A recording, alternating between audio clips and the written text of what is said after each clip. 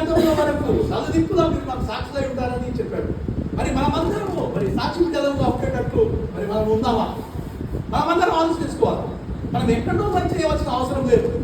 మనం ఎక్కడంటే ఎక్కడ ఉన్న దగ్గరనే అక్కడే చేయాలి. మీరు ఫిలిప్పీ 4వ అధ్యాయము 8వ వచనం చూడండి.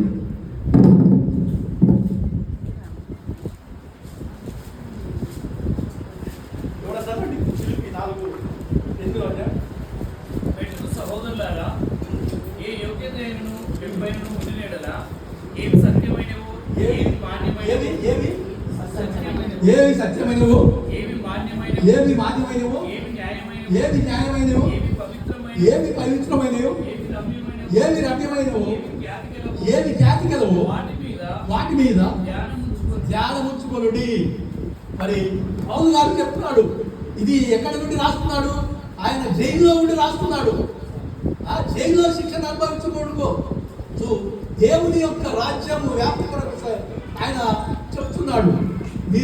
మనము మరి క్రైస్తవ బిడ్డలమైన మనము ఏవి న్యాయమైనవి, ఏవి ఖ్యాతి గలవి, ఏవి గొప్ప విషయాలు మనం చేసినట్లయితే, వాటిని ఆచరించినట్లయితే ప్రజలు మనలను మరి ఫాలో చేస్తారు, మనలను వెంబడిస్తారు. మనం పోయి ఒకరి దగ్గర వాళ్ళని వెంబడించవలసిన అవసరం లేదు.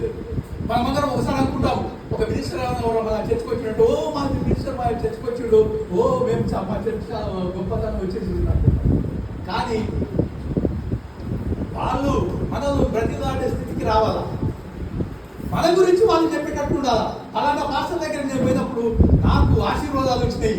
ఆయన చాలా గొప్పవాడు, ఆయన నుంచి నేను నేర్చుకున్నాను, ఆయన దగ్గర నీతి నేర్చుకున్నాను, ఆయన దగ్గర న్యాయం నేర్చుకున్నాను. నేను ఆయన నుంచి నేను స్ఫూర్తి పొందాను. నేను ఒక పాలిటిషియన్ అయినా కానీ, నేను మంచి గొప్పవాడిని అయినానంటే పలానా పాస్టర్ ద్వారా నేను అయినాను అని చెప్పుకునే రోజులు వచ్చినప్పుడు నిజమైన క్రిస్మస్ మరి మనము జరిపించుకోగలుగుతున్నాం. కనుక మరి మనమందరము